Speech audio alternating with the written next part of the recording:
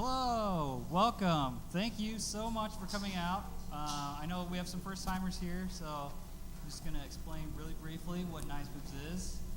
You can see on the screen there, we do that, but our main focus is animation. My partner and I, Alicia Allen, she's hiding, but we have a background in commercial animation, so we kind of focus on that, but every once in a while, we bring in people that have a background in entertainment, like tonight's main talk, Josh and Daniel. They got their start in independent animation, and they kind of do filmmaking more now, but once you're an animator, you're never not an animator. So, let's see. So that's Nice Moves. And if you have any questions about that, that's Alicia. It's Alicia's birthday today. Happy birthday! So the cheesecake was courtesy of MTN for Alicia's birthday. So our next event is going to be a real fun hangout because I love puns and because I love to see people's new reels. So this is an excuse to make a new reel, because I know a lot of people might have, Animation Reel 2014. That was 5 years ago now. So let's get some new reels, and it's actually going to be not here. It's going to be at Lynn Lake Brewery, so that we have, some beer. Can't go wrong with beer. And the other thing, so it's the reel part comes in because we're going to have a TV at the front of Lynn Lake, where everybody that submits a reel, we're just going to play them all, so that when your reel comes up, you can be like, hey, everybody, shut up. That's mine. And good luck with that. But we're providing the opportunity. So because it's going to be at a bar, you have to be 21, but there's no, you don't need to register. There's a registration button on this thing, but Eventbrite won't let you make an event without having tickets or whatever. So, but the first 50 attendees will get a drink on us. Ooh. Yeah, you don't have to be 21 to submit a reel, but you have to be 21 to show up at the bar. So if a free beer, an excuse to make a new reel wasn't enough for you, anybody that submits a reel will be entered into a drawing for a free year of Adobe Creative Cloud. Ooh. Oh. Okay. I need that. Yeah, so we invite businesses. Oh, we have a question. I wouldn't be mad if I got it. No, it does not. We like editors and VFX people, animation, design. What am I missing? Just my Anything? Motion graphics? If it moves and you can fit it in like 2 minutes and you put your name at the end with the year 2019, we want it. And we welcome businesses to submit their reels. So like we want Gasket, we want Make, we want the studios in town to submit their reels, but they will not be eligible to win a free year because you should be able to pay for it. So we want a 1920 by 1080 QuickTime, and the deadline is the Friday before the event, so that we have time to put it all together. And 2 minutes or less, because if your reel is longer than that, you're doing it wrong. And no show and tell. And our schedule is pretty simple. Mingle, and then you're done. Let's see, are there any other events coming up? Oh, yes. If you've come to these in the past 3 months, you've heard me talking about free money.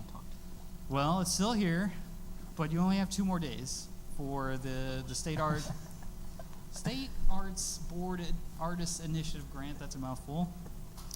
You have till Friday at 4:30, and they award up to 10 grand for projects that push the artist forward in their career. So, I mean, that's pretty much anything, right?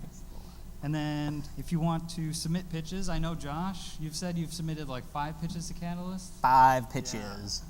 So all of you are Free beer behind to by anyone who 5. beats that. Sorry. That deadline is Sunday, and a pitch can be as simple as like a 1-page, hey, this is the kind of show I want to make, and here are 2 characters that could be in the show. That's a pitch. And this one is more for live action. This Disney Launchpad Shorts Incubator, it is more of a live action focused thing, so it's kind of outside of our wheelhouse at Nice Moves, but it's such a great opportunity, and it is specifically for women and people of color, and they want short films for their new streaming service, Disney Plus. And they'll like work with you to bring your short to life. So you just have to pitch the short, and then they give you money to make it. So if you fit in that, you should do that. That and then that. And then the last grant, the deadline got extended to July 15th. These guys award up to $2,500. So there's all sorts of free money and great opportunities for all of you in this room. Let's see.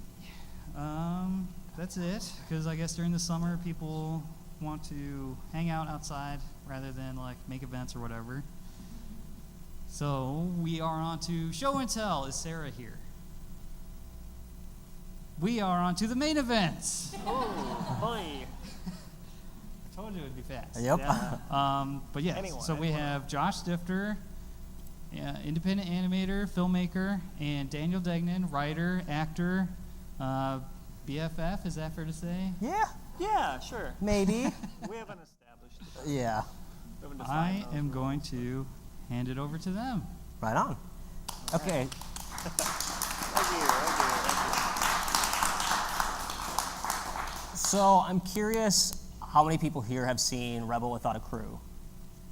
No, very few. Okay, a few people have. Okay, I want to start by showing a clip so that you kind of understand where Daniel and I have kind of gotten to with our independent spirit filmmaking ways. And I have a kind of fun. No, let's do 1 minute early.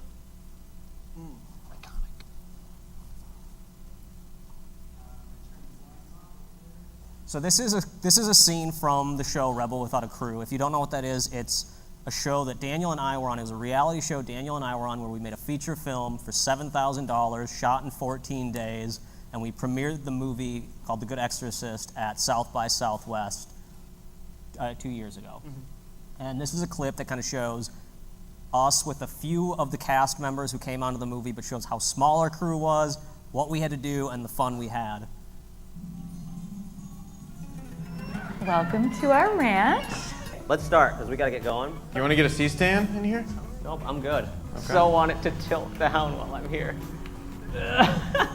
I can't do that. The whole point of doing this was to make it sort of a film school for the two of us, since neither of us went, and he's learning, I'm learning, we're being thrown in, and we're having to learn how to swim really fast, and that's good. Like, we're swimming as best we can. This is where you'll be staying. Definitely has a sort of demon's welcome kind of vibe to it. Cut! F***ing awesome! It ran across the room at Father Trejo. It broke its own neck. And the entire room just started spinning around and around and around. Yes, let's cut. 1 minute early! Woo! 1 minute early! 1 minute early! 1 minute early! So that is the way we work. It was Daniel and I, boom mic, camera, couple lights, run and gun. And we had this very we had an independent spirit for it. And we just kind of went for it and made a feature film. And when they asked me to do this, I was like, I've done a whole bunch of Q&As, and I've done a bunch of, the movie screened at film festivals, so I've been talking to people and stuff, and I realized I've never sat down with Daniel and talked about our experience, just like together. I've never asked you questions about it. It's always just been sort of the jokes that happen. So I thought this would be a great opportunity for us to A each other's cues. Yeah, I mean, we could have done this at your house, but this is great too, in front of a live audience. Sounds great. Yeah, so we're just going to kind of start asking each other questions that we're curious about that hopefully will tell you guys a little bit about our independent spirit of filmmaking and where we started and how animation has worked its way into that and how we've kind of proven that if you just go out there and make something and really care about it, you'll finish things and you'll learn and you'll keep progressing. So I'm going to start. I'm going to ask you the first question. Shoot. So going all the way back to the beginning, I'm very curious what you consider your first memory of making like an actual art project or filmmaking with me. So, going way back, so Josh and I have known each other since we were 5 years old. For anyone that doesn't know, we met in kindergarten. I kept growing, he stayed the same height. It's a Exactly the short same. joke. Sorry. No, I like it. Okay, but I think we used to make movies. We have a friend, Keith Radical, who's been in one of our films as well, and we always just did stuff in the basement. Like he was the one kid who had like the parents who had the VHS like recorder and encouraged us to like the big rig. Big rig Yeah. with like a backpack that ran the VHS. Full yeah. VHS tape into the recorder, Yeah. and we did a murder mystery. I was like 7 years old. I played this raging alcoholic security guard that these were deep characters. They were deep, flawed characters. We had an alien invasion movie where we were just playing in the front yard and an alien walked across the street, and our initial reaction was, "There's an alien, let's go get guns." And so we ran into the house and like tried to take it down, and then he took us out, and I don't even know if we- There wasn't You really a remember that plot. one? I do remember No. that. Oh Yeah, yeah, yeah. it's in like 3 of our films at this point. Like I put it into everything because like we kept that footage, which was kind of the key to learning because we could always go back and watch these things and Yeah, go like, yeah. wow, that's bad. Yeah. And then another 5 years not later good. or 2 years later, we're like, wow, it's really bad, and keep learning from how bad everything we make is. Yeah. We're still doing it. I would say that was my earliest memories for sure. It was the old basement years of doing stuff. It's a good answer. I agree. Yeah. I would agree that's probably mine too. All right, I got it on my phone here. Well, I'm going like way different track. That's but fine. Since we've been doing this, what for just starting projects? I know a lot of this has to do with being independent spirit, independent rebels, starting a project. Now that we've done this a couple times, what's the hardest part of starting something, and how do you work with that, overcome that? I think a lot of the time our ideas they generally come from something that I'm like, let's do this. Mm-hmm. I like come up with that initial like kernel of, hey, we could take your wedding suit and you could be a priest in a movie. Like Yeah. it's some random thing that just pops into my head that I'm like, what if we make a priest and I have a teddy bear that can puke in your face?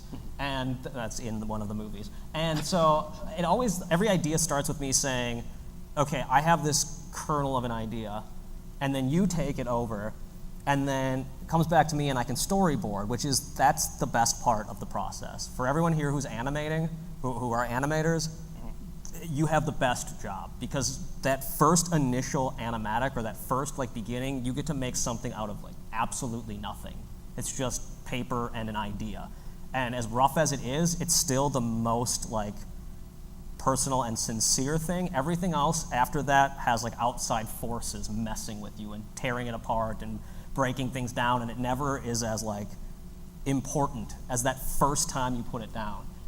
That's when it gets hard. That's when like it's like starting ends at that. So I can start it, and then I get to that spot and I'm like, oh man, everything after this is gonna be work. And I have to like keep telling myself to keep going and keep going and keep going. Yeah. That's interesting because the blank canvas scares me, and I like being that outside force that really messes with you in a good way. Yeah. Because I am like a terrible self-starter. I think we've established that in the last 20-some years. But I like being a little, secret sauce that like elevates. Right, and I don't know if without someone like you or without outside forces, I would be as whatever the word is, like get as much done Right. as I am. But it's always like the second I have that self-doubt, and I think a lot of people get that self-doubt, they get past the, let's say for me, it's that point right after the animatic. I could easily get past the animatic and go, oh, I'm gonna not do this. Right. And instead, and just go watch TV or do something else. And instead I go, hey Daniel, watch this animatic. Or Jennifer, my wife, watch this animatic. Or I send it to my mom or whoever, anyone who's willing to look at it, because I just want someone to go, oh, you should keep going on this. And that's what always keeps me like pushing forward one step. So the literal starting isn't the hard part. It's after that. And I think it is for most people. I think a lot of people have a great idea. I mean, I guarantee everyone who's here has one great idea that is like burning in their head, like that they're thinking about, or you wouldn't be here. So I think that idea that's in your head, when you can just kind of get it out, sometimes that idea doesn't look as good as it felt in your head. Right. And that's where that's where everyone stops. Yeah, I think that's, I mean, especially with, so doing this show, this was our first feature, and it was an opportunity that we just couldn't pass up. I mean, Robert Rodriguez and allowing us to take time out of our lives to basically do summer camp, you know, for 2 weeks and just shoot a movie. We had, you know, nobody to interfere, nobody to really tell us what to do. Like, the reality show portion of it was so drama-free, like they just let us do our thing. So we're like, okay, if we don't do this, then I don't know if we ever will.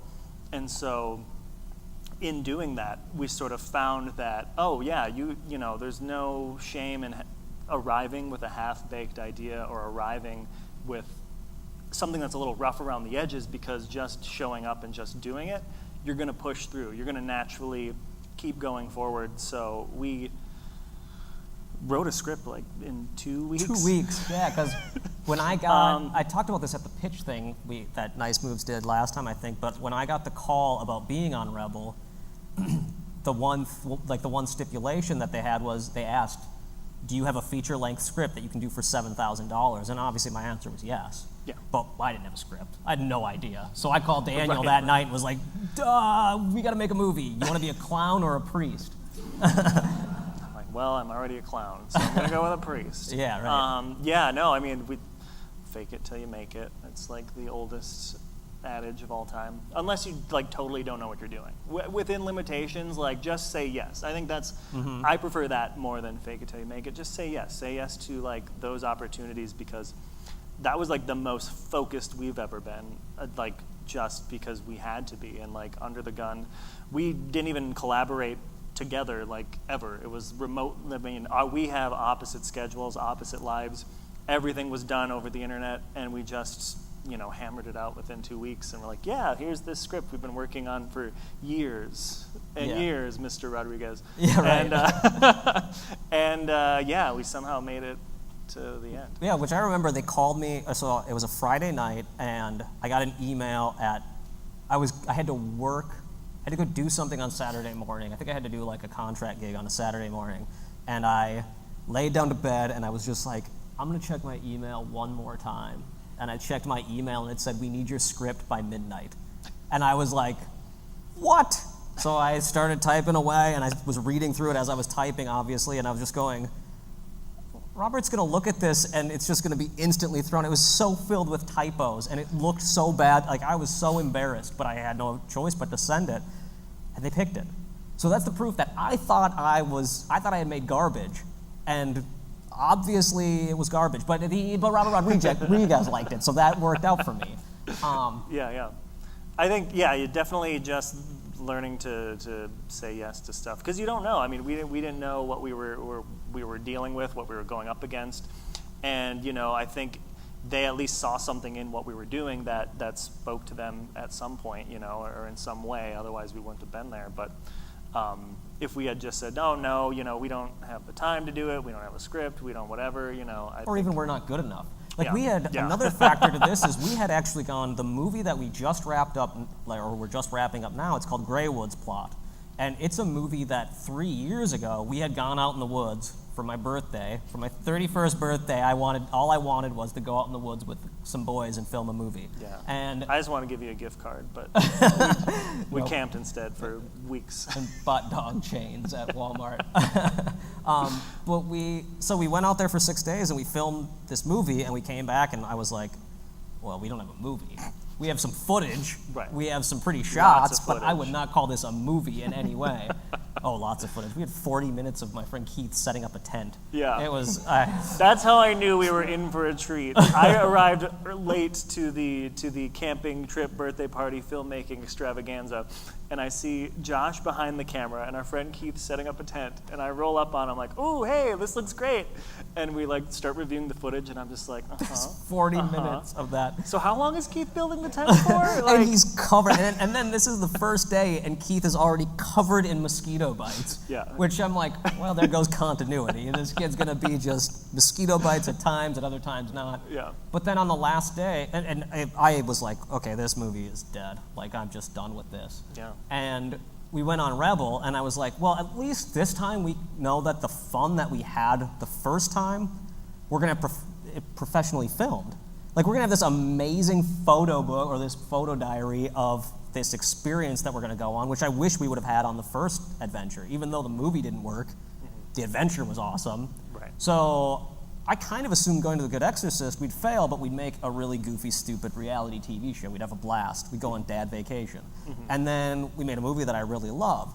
But on that last day of filming, we were packing up, and I was like, dude, I know what I want to do after this. And Daniel was like super, not depressed, but he was just like, I can't believe it's over. It's this feeling of, I mean, any animators here know that feeling of the second you finish an animation and you're like, so what do I do now? Like, Yeah. what's the next thing? Where do I go?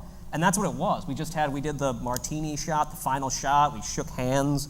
Daniel and I and Avery literally shook hands like this for 5 minutes. It was so stupid. Reality TV gold. Yeah, They reality used TV. all of it. They used They- all 5 minutes. They cut to it for 1 second like this, and then Robert Rodriguez, you hear him in the background go, get him off camera. They were done. No, Yeah. but I turned to Daniel and I was like, hey man, I know what I want to do next. And he just kind of looked at me like, you want to do another movie? And I'm like, yeah, you know what I want to do. And he's like, yeah, you want to go back in the woods, don't you? Like, I do. I want to go back in the woods. And we went and finished the movie. We did. Yeah. We went back in the We woods. went back And in those woods. over weekends, and we got back, and I instantly, as soon as I got back from South by Southwest, from filming, or from screening The Good Exorcist, I started writing Greywood's plot again, and I actually sat down and wrote it and figured out what it was going to be, and analyzed what we had, and then from there, we used a quarter of or probably about half of the movie is footage from before, and half of it is footage from after. We just found clever ways to shoot around stuff. Some of the footage was so good. There was such amazing B-roll shots of this cabin, like the woods were fantastic, and we just kind of used that, but then interspliced with dialogue that we liked, and we learned how to write the story around it.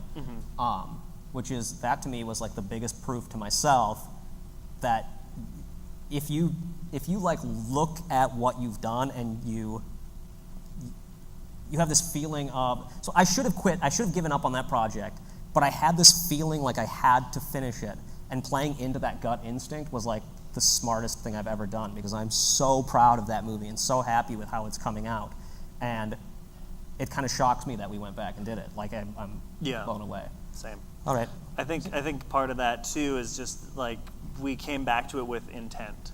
And I think that's the thing, you know, obviously Josh and I have known each other for over 20 years, and we've always been working together. We've always been collaborating. It's always been, you know, making short films or making animations or making XYZ, and a lot of it was just like making stuff for the sake of making stuff, which is great, which is what you should be doing, and you should keep doing that. But then it got to that point of like, okay, what are we trying to do here, and what are we trying to say, rather than just look at me, I did a thing, you know, look at this animation. And we didn't really have that, and we were definitely floundering in the woods when we went into the woods without a script, Right. except for some, you know, cameras and a few vague ideas.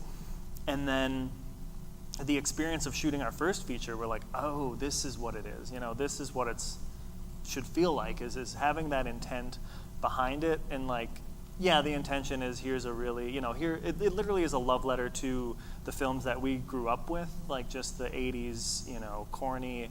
It's sort of Ghostbusters, but a little bit gorier. It's sort of Evil Dead, but a little way tamer and really stupid. But Yeah, more funny, more going comedy. Yeah, but we just had this vision in our heads, and we achieved it. And so I think going back into the woods, we found that intent and the intention of what we wanted to do and wanted to say with this second feature. That carried through the whole thing. Right. And that helps framing shots. That helps framing, figuring out what dialogue is actually worth keeping, what dialogue makes no sense, Having that intent the second time around, we're like, oh, this is what this movie is, and this is how we get there, and this is how we shoot it, this is what we say, and... Yeah, and I think the first time we went out, we had this idea of like, well, when we get there, we'll have a vision, or we'll whatever, it'll come together. That never happens. No, that doesn't happen. And with the second, and with the Good Exorcist, we had a vision with what we wanted, and then we realized we had to adapt that vision immensely when you only have $7,000 and a reality crew, and you're in a town you've never been to. I was there one time before, and just everything had to change, and we allowed it to change, and then that's why Greywoods the second time worked so well, as we allowed it to change. Yeah. Well, and that intent and that writing, it leads to my second question, I think. Ooh. When the process gets difficult in writing, producing, or acting for you, how do you continue forward? And honestly, does it ever feel difficult for you? Like when I watch you write, or when I watch you act, or when I watch you do whatever, I rarely see actual like, this is tough. This isn't gonna get, because most of the time you're helping me. Most of the time I'm going like, what's the point of life? And you're having to go like, there's a point to life, keep going. Pick you up off the floor, put you back at the computer, fire up Premiere, and like keep working. Okay, I guess it's good. Keep editing. I think that's part of it, and I think that is part of anyone who does collaborate or work with someone. You kind of feel those things out, and I think early on, I think those things stressed me out, and I think I felt that my opinion was always super important. But then doing art, whether it's filmmaking, animation, whatever, doing something for an audience, that I realize it sort of allows you that freedom to not care.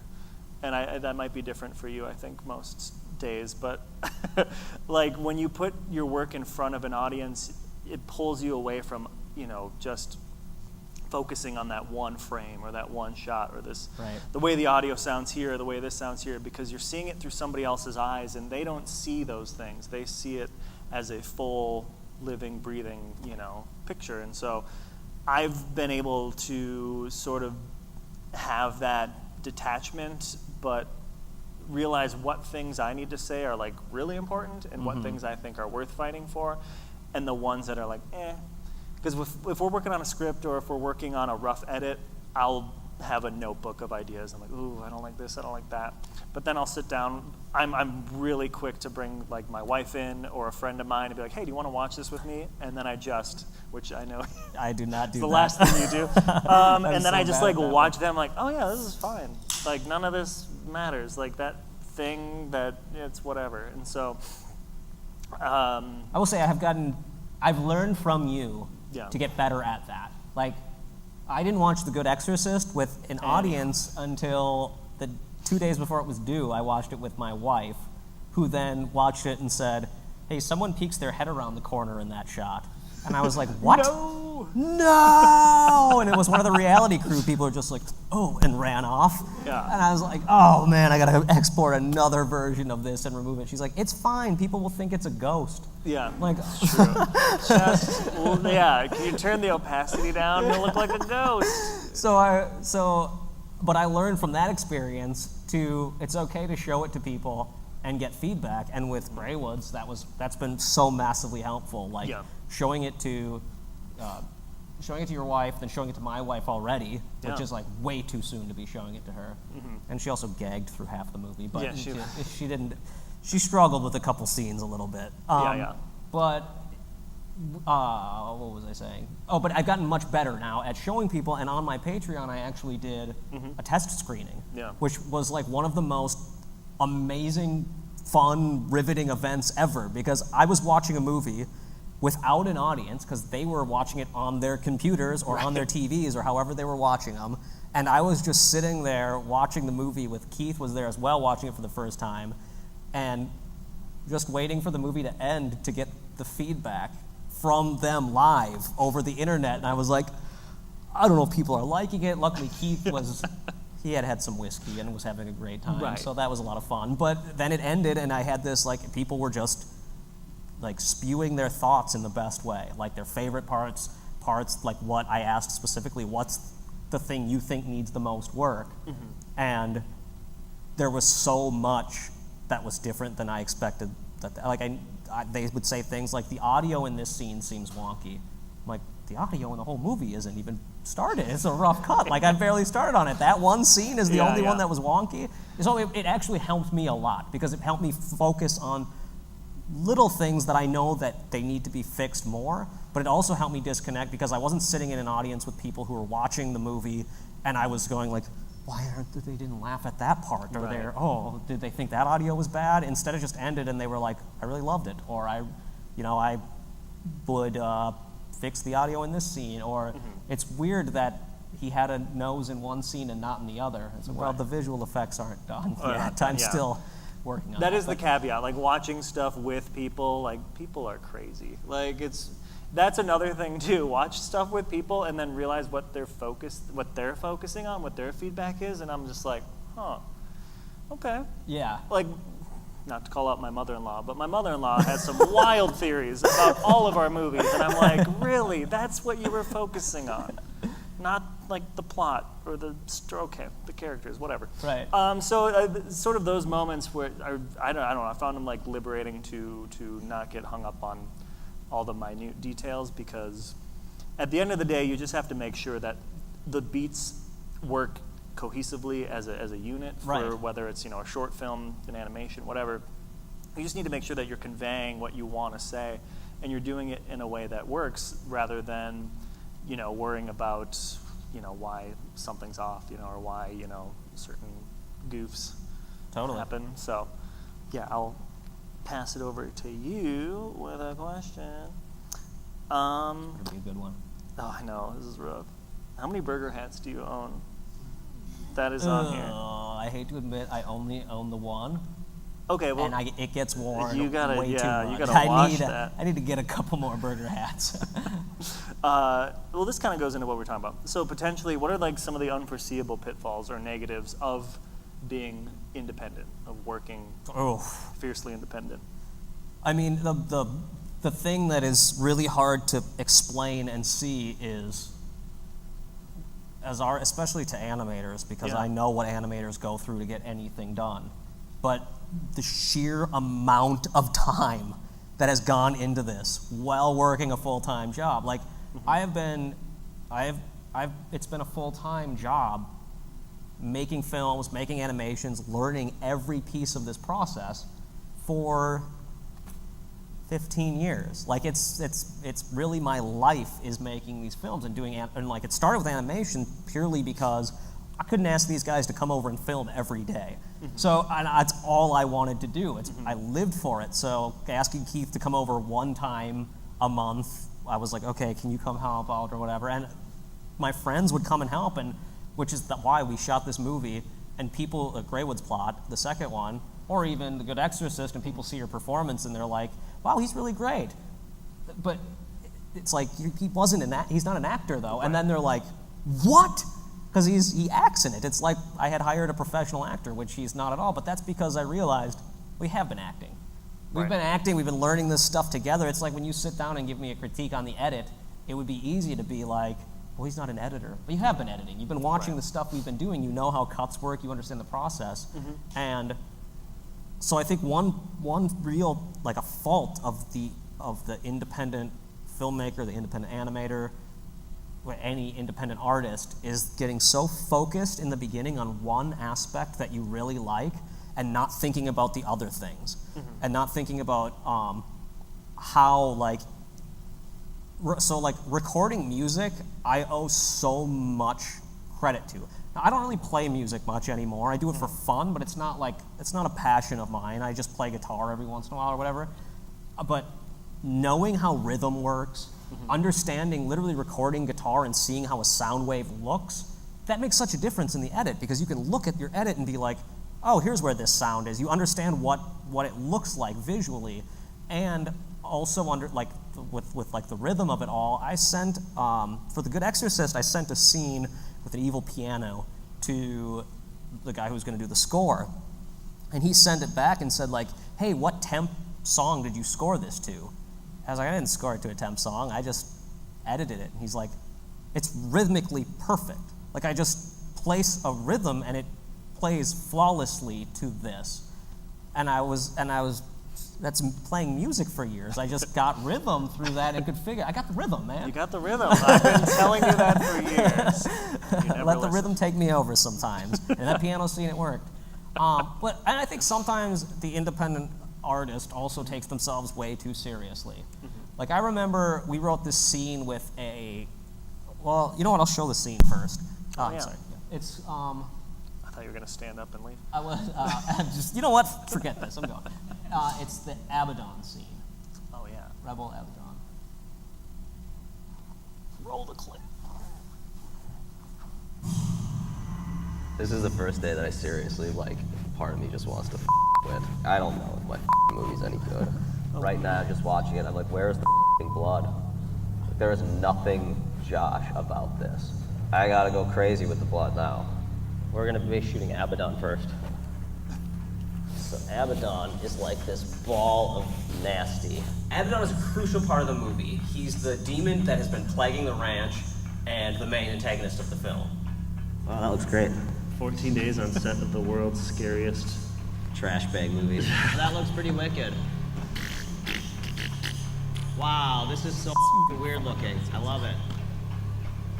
All right, so here's what we're gonna do. Okay. I'm rolling camera. That's what we came to do. Yeah, that's how it is. Love it. Oh yeah, get the. Let's roll on it. Yeah, go. Oh my God, that looks amazing. All right, so let's keep doing that. I'm gonna punch in on him. So we're like, That is so crazy. all right, let's kill this now. Yeah. Awesome. No. This won't be that. This will work. This will work. This will work. This will totally work. Between his Yep. stinky, smelly eyeballs. There. Let's make sure the framing is perfect. Yep. All right, we're focused in. Rolling. Oh yes. Bam. Oh. Yep, keep going, keep going. Oh, dude, that's insane. It looks great. Yes. All right, that's good. That's it. That's a wrap. Can you cut it for me? Yes, This sir. was a Stifter moment.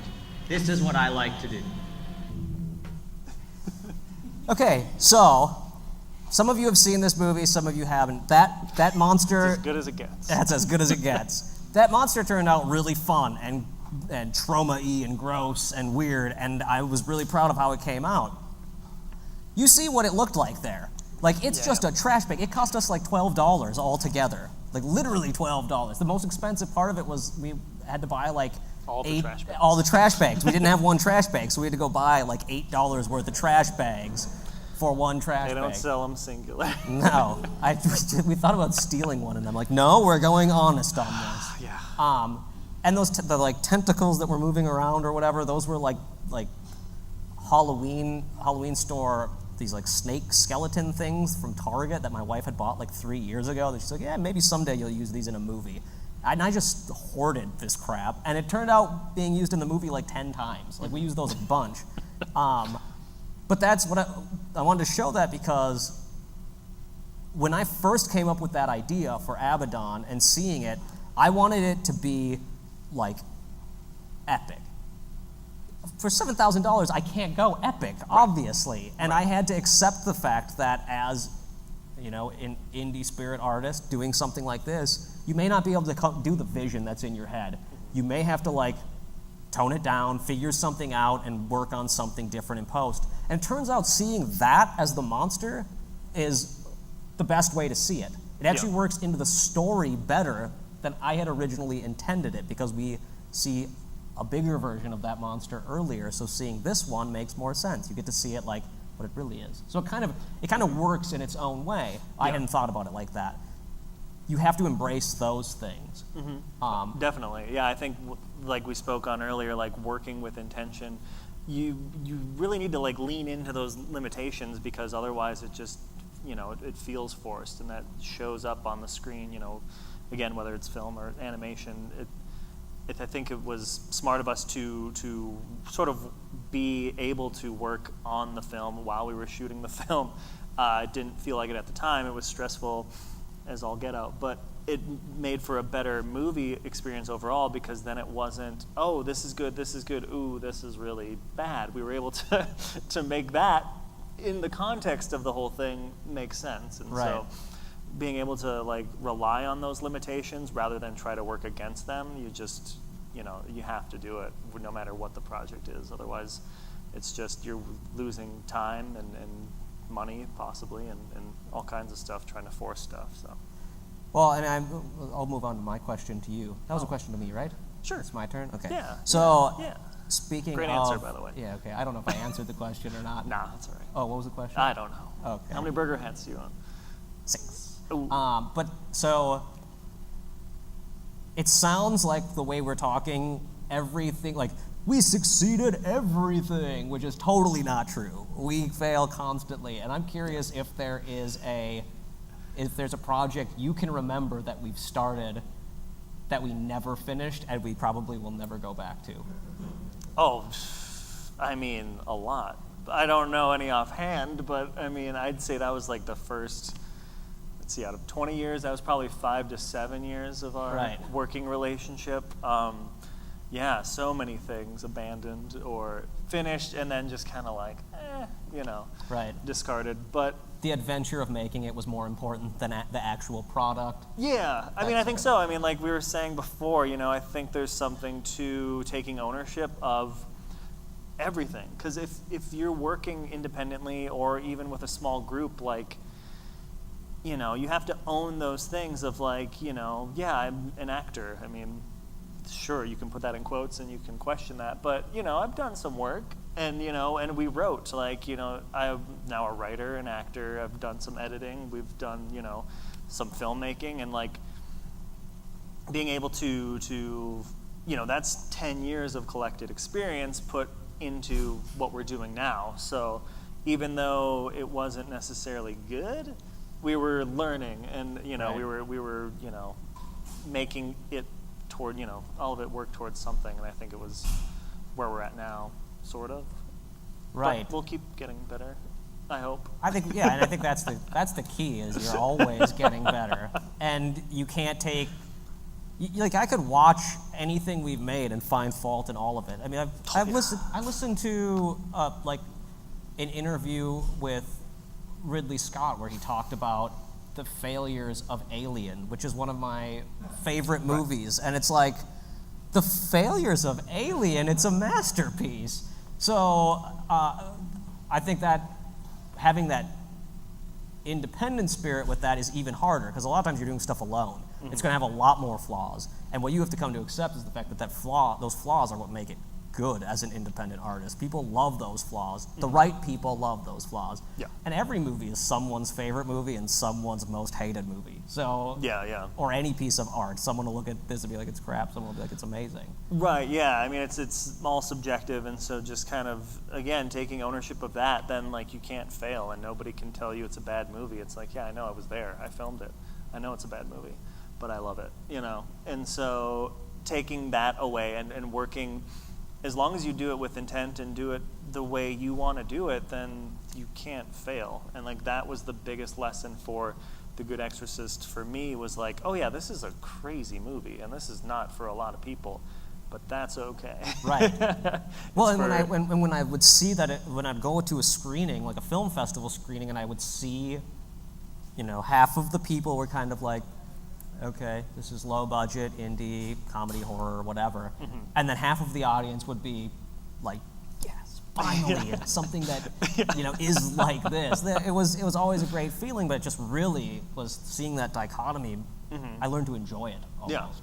Yeah, and understanding, like, if we didn't finish that, you wouldn't get those moments. Like, just showing up and getting the project done, nobody can say anything about it if you don't complete it. So that's the one thing now is, like, I am way more proactive and excited to get stuff done because, we'll see. Oh, that's Can we all go right. till 8? Yeah. Oh, good. Yeah, we're good. Okay, cool. Whew, I got nervous. No. But yeah, like, just showing up, finishing things, it's all good stuff. But yeah, so I guess for you, what does failure look like? How would you define it? Oh, that's a good question. What does failure look like? No, I just no. Stand up, stand up. Okay. No.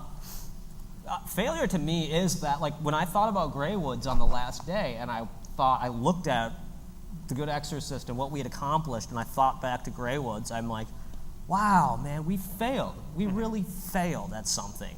Like, we had no reason to fail. If we could do this, the Good Exorcist on reality TV, and finish that shoot in 14 days, and get enough footage to make something. At that time, I didn't know if it was really watchable or not, but I was like, if we can just get this stuff,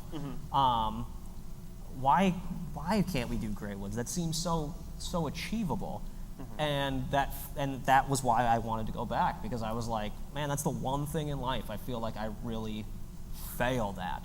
Other things were learning experiences. Like, we've had plenty of projects that started and never went as far as we planned them to go. Perfect example, some of you may have seen this cartoon we did called Tim the Terrible. And Tim the Terrible was a much bigger idea. We had so much. And it just fizzled. It ended up getting me in front of Robert Rodriguez. It's the reason I got on Rebel Without a Crew. And I hope someday maybe we can do something with the character or do something with the idea. But to me, it wasn't a failure. Like, I didn't look at that and go like, wow, what a failure. I looked at it and just went like, that is what it was. We went on that adventure. We learned from the experience. And if I never go back to it, that's fine. If I find a way to go back to it, great. But it needs to be the right time and the right place. A failure is defined by giving up on something that you believed in, to me. Like, if I believed in it and I was like, this thing is Greywoods, it was me. Like, it was, when I looked back at it after that, I'm like, The Good Exorcist is great, but we wrote it in 2 weeks, and the personal stuff that's in there is important stuff to me, but it's never as what's the word, like, Super personal. Extra personal. Okay. No, interpersonal. Am I helping? No, you're throwing me off. Interpersonal. Yeah. No, it's like a self-portrait. That movie is like a self-portrait for me. It's very, very personal. And when I looked at The Good Exorcist after we'd finished, I was like, man, I have an even more personal story to tell in Greywoods. I have to go do it. So I guess if you have something that you look back at and you're disappointed in yourself that you didn't complete it, that's a failure to me. Yeah. Well, and just like creating stuff in general too, we've learned that, putting it forward and finishing it, like, it all, like, with the digital age, I sound like a grandpa right now, like, everything has legs. Like, there's longevity that lives past you. Like, nobody's seen this reality show that we did yet. Nobody's seen these movies we've done, at different stages outside of the film fest circuit. But, it all moved, like, it lives beyond that. And Tim the Terrible, like, if we hadn't finished it, it wouldn't be available. It wouldn't have been something that got in front of people. And you never know. Like, the you thing don't is know what you your can't, thing is going to be. right, and you can't go, well, that thing wasn't the thing we expected it to be, so now it's nothing. Because that is every project. Every project, what we set out to do with it, it's never become that thing. No. Never. It's always become something totally different that, still finds its place. Like, nothing that we've done hasn't found a place that I'm really proud of what it became. And, but that's because of the fact that I've never been one to go, well, it didn't do what I expected, so I'm done with it. Right. Yeah. And I think that's a statement that that's what I see most people that's where I see most people fail, is Yeah. they make something, and a lot of times they'll show it to me, and they'll be like, yeah, I made this a couple years ago, and nothing happened with it. And I'm like, you still have it. You can still Yeah. do stuff with it. Like, you sent it to me. Why don't you send it to someone else? This is the kind of thing I would have sent to Robert Rodriguez's reality show or to something else. Like, there's tons of these things. You just have to be willing to put it out there and Yeah. see what happens. Yeah, and don't be so hard on yourself, and don't resist that, don't be so resistant to your work, because it's always going to be, That's what I in was this thinking. Yeah, that's what I was thinking. weird stage of like never quite finished and never quite complete. But you just have to get it done and get it out there, because, that's up to the audience to decide what they think about it and how much they enjoy it or don't enjoy it. So I think working with you as a collaborative partner, that's what makes doing stuff so easy, because in my head, every project starts out really great and epic and whatever, and then it comes out on paper and it's not that. And then we shoot it, and then it's something totally different. And then we edit it, and it's something totally different again. And it's like just allowing yourself to go through the process anyway, that's where you'll find it. Like, it never comes out the way you intend when it's up here, because you're like, ooh, this is a really good idea. And you're like, oh, no, it's not. But you can finesse it, and like working collaboratively allows you to keep going forward. And that's where, for animators and for film and for everyone doing art, that like rough draft, that animatic in an animation or storyboards in a film or whatever, that should be the least sacred thing ever. You should not look at that and be like, well, it's not working, but it'll find itself later or something like that. You should look at it honestly and be like, this is where I should fix it. This is the easiest place to fix it. And that's why I love that animatic phase, because it doesn't take that much to fix it. If you go shoot the movie and then you have to fix it afterwards, it's like, oh man, this is going to be rough. But in the animatic phase, you can do whatever you want. Or even storyboarding, or even just even just talking through a scene. Like, if you have a dialogue sequence, do the dialogue sequence. Don't wait till you get on set to film it and see how it works. Grab a friend and like read it back and forth. Those table reads are like crucial. Or even reading, for me personally, reading the script out loud, I've learned helps so immensely, because I can hear it and it's sort of like reverberating in the air to make me go, oh, that sounds awful. Like, coming out of my Nobody mouth on talks paper, like it that. sounds good, but nobody talks like that. Yeah, well, and that was, I think, the biggest part of really getting the first feature finished, is like writing the script in such a short amount of time. Nothing was sacred. Like, we were just like, yeah, if you don't want to say that, don't say that. Yep. You don't want to do this scene? Let's not do this scene. And then we were able to work around that and collaboratively with other people, and like, okay, how would you do it? Or how would you say it? And then it became this thing that was, bigger than us, and everyone contributed something that was worthwhile. So I think that was the biggest takeaway from doing it that way the first time, is like, yeah, don't be afraid to not like stuff, but just get it done and just like start moving past that. Start filming it, start animating, start whatever, and it'll find itself. Okay, so I'm going to ask you one more question. Okay. And then we'll see if you guys have any questions. I don't know if anyone does or not. Okay, we'll do a quick Q&A at the end here. Okay.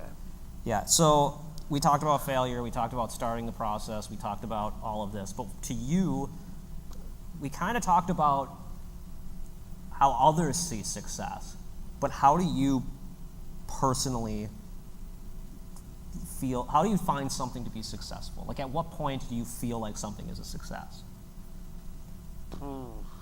Because I ask this because a lot of people out there don't ever see their project as a success. Right. It finishes and they're like, well, I finished it, but it's not the thing I intended to make, and now I'm disappointed with it. And I think the key to doing that thing where you go, Tim the Terrible maybe didn't go as we planned, but I still see it as a success, and I'm going to send it to Robert Rodriguez because he's asking for animation, so let's do this.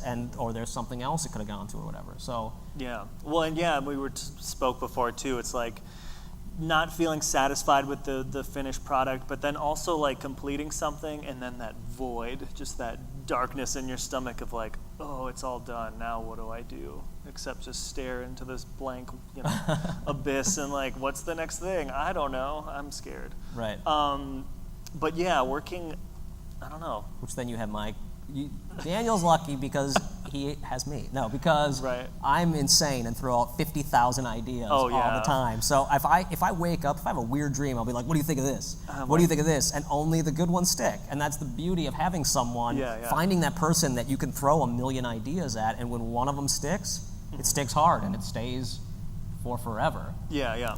And I'm like, Josh, let's just get this movie done, and then we'll talk about Yeah, right, the I next know. 50 projects. But yeah, no, I appreciate the process. But I think for success for me, it's kind of like we discussed. I've learned just finishing, like be able to enjoy that you did something, even if it's not good. Like we live in this time where stuff. As long as you're putting stuff out there, and as long as you're putting yourself out there and standing behind your work, like people will find it, and you don't know when and you don't know how, and that's sort of the weird mystic beauty of it too. Is like, but if you're not doing stuff and if you're not completing it, then who's gonna see it? Then Right. You're not putting yourself out there. And yeah, Tim did not work the way that we thought. It was a total sort of failed project at that time. But then it's changed literally our whole trajectory of our, what we're doing, That's why we're up here right now in a weird way. So it's just like embracing those moments. And then also while you're doing stuff, like take time to, just have those little victories of like, oh, we did this, we got this done. Like, put one foot in front of the other, but like also savor those little moments, like times we have on set, and like I can look back and be like, that was a really cool time, or this was really rad. Or Robert Rodriguez has done all of these movies, and now he also has a photo of me on his phone, shirtless in a bathrobe with blood on my face, holding a teddy bear. And I like to think that he looks at it every now and Yeah, again. probably. I think when he's feeling, really nostalgic, he pulls it up. And I sent that to, with Daniel was doing a scene where he's rolling on the floor with the teddy bear, and I snapped a picture, and I was allowed to send Robert one text every day, like to ask him a question. I didn't have any questions. Right. Like, not that I have all the answers, but the fun of that process is not having the answers and Right. figuring it out. So sending Robert a message that was like, I don't know how to do this today, just didn't make sense to me. So one day they eventually just said like, hey, Josh, you have to send Robert text. Like, you can't not text him. It's part of the show, so you have to text him. So Play along. Daniel was sitting on the floor. I snapped a picture and sent it to Robert and said, this is what your $7,000 is going towards. Yeah. And Robert sent back a message that said, best money I've ever spent, or something like that. he said, a bargain. A bargain. A yeah. bargain, and Yeah. I'll put it on my A tombstone. Yeah. But yeah, it's just like those. I don't think you should put a bargain on your tombstone. Well, I mean, I'll put some context. It'll be like the whole that series. picture? Just that, it could be the whole text. Well, it'll be like a digital tombstone, and the whole show will play. So there'll be like context of like, oh, okay, I see. I don't know. Thinking Okay. too far ahead. That's good. We should open this up to questions, I think. Yeah. Does anyone have any questions? Yeah. Hi. First of all, I just want to say thank you for being here and sharing your process with us and your struggles and your triumphs. I had a question about, so before you were granted the $7,000 to make this film, how did you guys coordinate your time? Because obviously you have your separate lives. I don't know if you had like a full-time job before then. Juggling this. How did you guys coordinate all that? Yeah, there was a lot of, Facebook Messenger is most of it. It was a matter of like shooting messages back and forth. And then we found a software called Writer Duet. And Writer Duet is a script software that you can literally type at the same time with someone else. If you both have it and you have access to that same script, you can write together. So I'd be writing something and all of a sudden Daniel would jump online and he'd start writing in vulgarities, and I'd be like, okay, well, I guess he's on now. I'm and on now. Yeah, and then, but he would like write something in the morning while I was at work, and then I would hop on at night and I would write some more.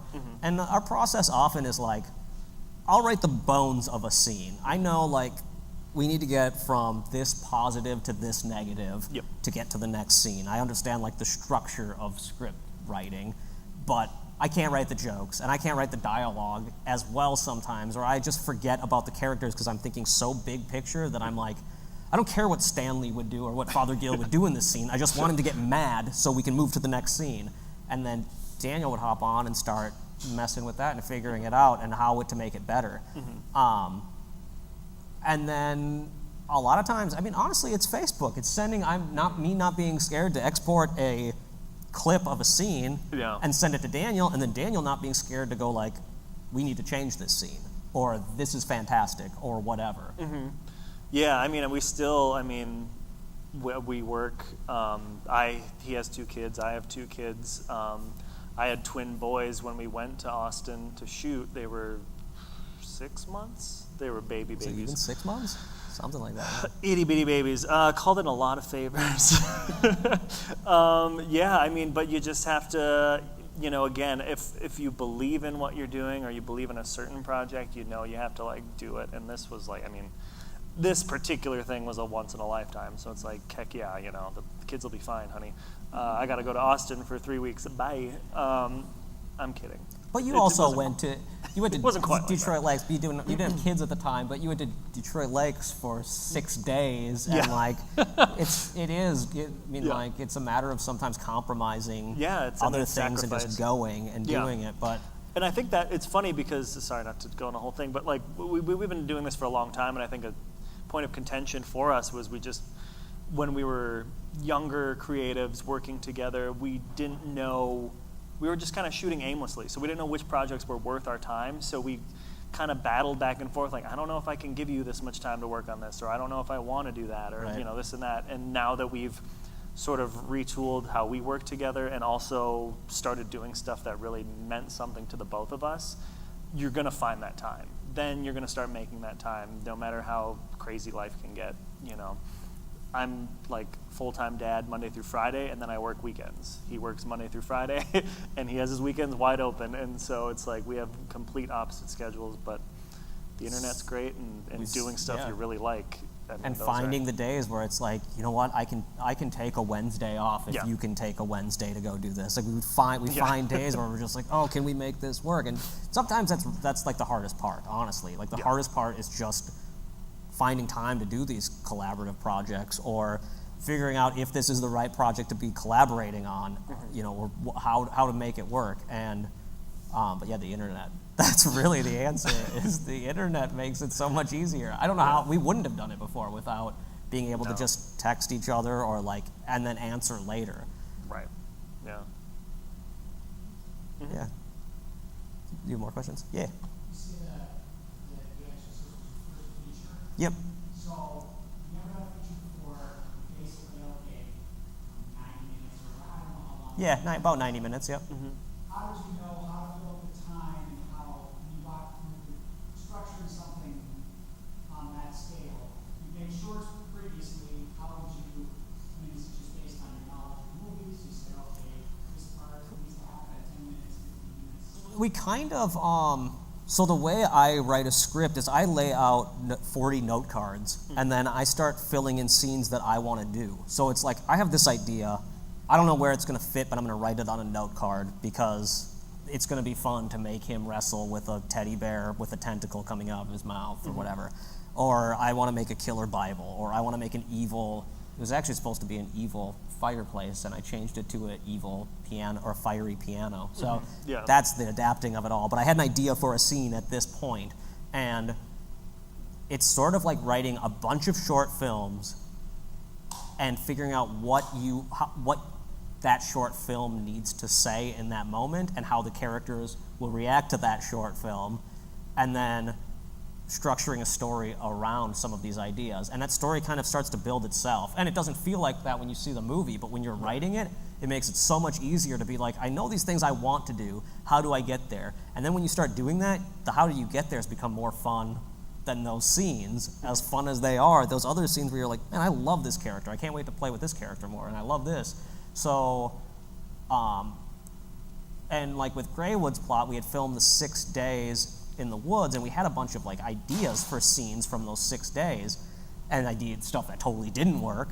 But it was like, so we had filmed one night by the fire we filmed for hours by the fire, like 2 hours we filmed, and we just improv stuff and figured it out. It's a minute-long scene in the movie, but it's not footage that we filmed for 2 hours either, and we totally reshot it.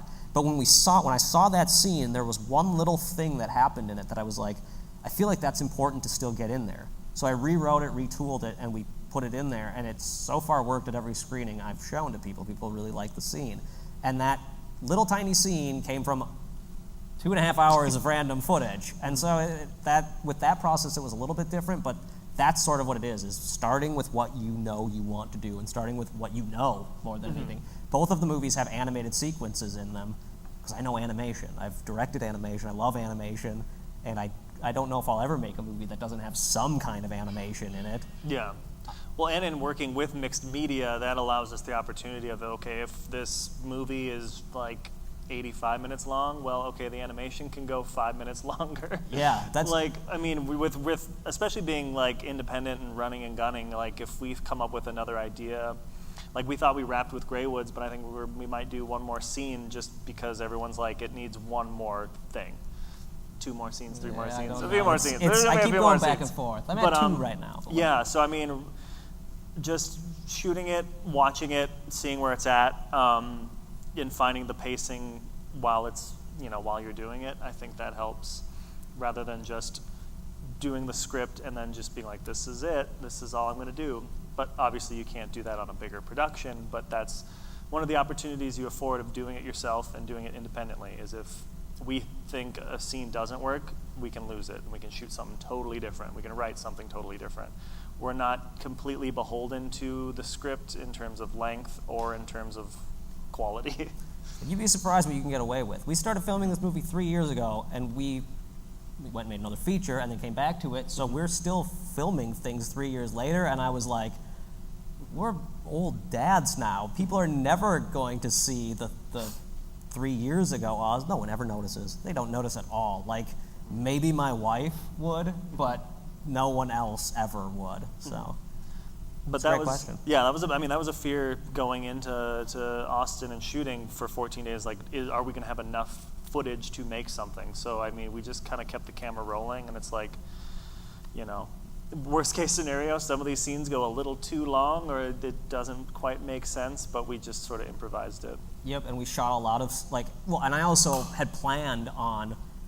I had animation inserts that could go in at any point where I was like, man, if we don't get this scene to work and I have to cut it, or if I have to do something else, I can put an animation here instead. And never ended up using them. I didn't do any of the other animations. I only did the 2 that were a necessity to the movie. And yeah, and I think that was the staying honest to ourselves, that we didn't know what we were going to get.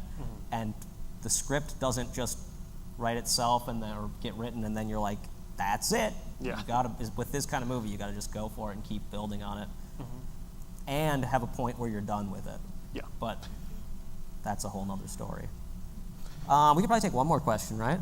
Let's do one more. No more? Or no more. All right.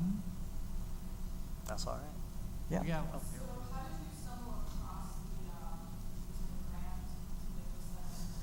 Yeah, so, man, do I have time?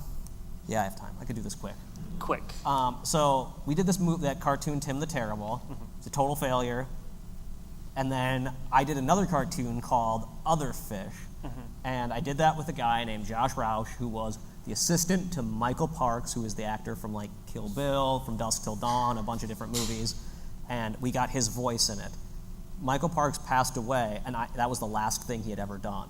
So I had this animation with Michael Parks' last performance, and I was like, I need to get this to the people he's worked with, because this is kind of he's one of my favorite actors, so I was blown away to have this, and I wanted people to see it, not because I was like, it's a weird animation. Like, it's not something that I ever made going like, this is gonna be huge. This was like a total, me and Josh being like, let's make something weird with Michael Parks.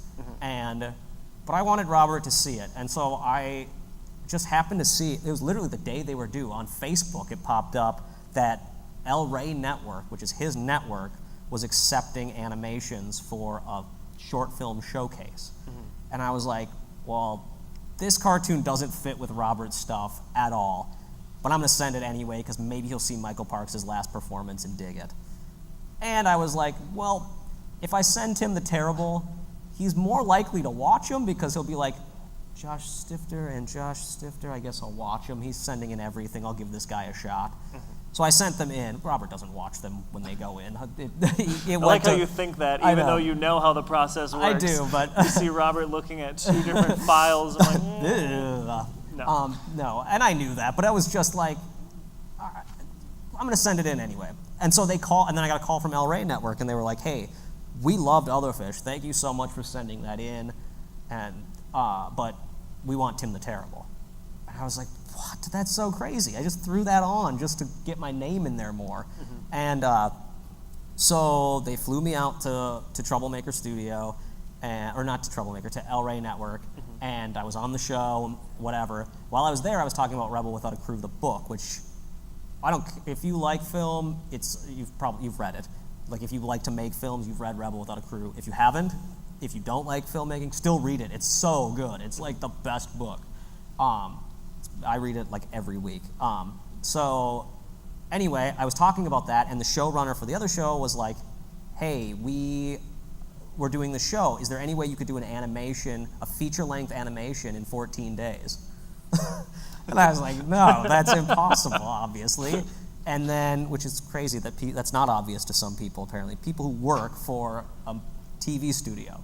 But come on, just do it. Just do it, yeah. Just do it. But then I was like, I have these other short films, so I showed him some stuff we did. Like one short I did literally by myself on a weekend called Stalking, and I did one that Daniel and I did called Chum, and I sent that to him, and they were like, we want you on this show. Like, we want you to apply, and that's where the 2 weeks thing came in, where they're like, we want you to apply. We love these shorts. We love your independent spirit or whatever, and we would love it if you did sort of this rebellious way of filmmaking. Can you send the script in and whatever? And then it was 4 months of waiting, 3 months of waiting, and we didn't hear anything back. And then suddenly they were like, hey, you want to come on the show, and we'll give you $7,000, and you'll make this movie with Robert Rodriguez. And then I called Daniel and was like, you want to come do a movie? For real? Sure. And he did. Well, I think that'll do it. Yeah, Thank yeah. you so much Thanks. to Josh and Daniel. Thank you. Thank you, everyone. Thank you to MTN. And I think we might have a couple more slices of pizza. So Ooh, yeah. we got till 8:30 to finish them off. All right. Thank you to everyone that showed up. Thanks.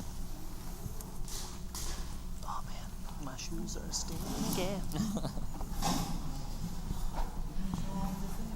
I know, it just never naturally happened really, and I just didn't go for him. I felt like it was working.